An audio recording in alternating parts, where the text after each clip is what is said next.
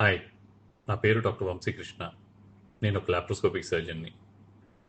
నేను రోజు నా పేషెంట్స్కి టాబ్లెట్స్ ప్రిస్క్రైబ్ చేస్తుంటాను. మనము రెగ్యులర్గా ఏదో ప్రాబ్లమ్కి టాబ్లెట్స్ వేసుకుంటుంటాం.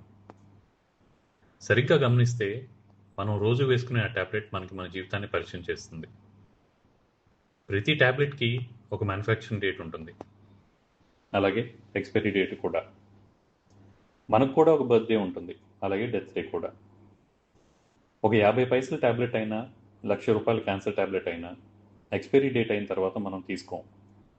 అలాగే ఒక రోజు కూలీ అయినా, 100 కోట్ల బిజినెస్ మెన్ అయినా చనిపోయిన తర్వాత ఒక్క రోజైనా ఇంట్లో ఉంచుకోం.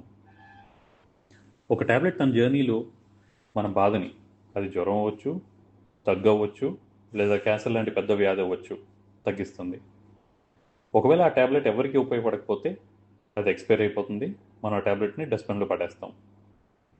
అలాగే మనం పుడతాం, స్కూల్లో కాలేజీలో చదువుకుంటాం, జీవితంలో సెటిల్ అవ్వడానికి ప్రయత్నిస్తుంటాం.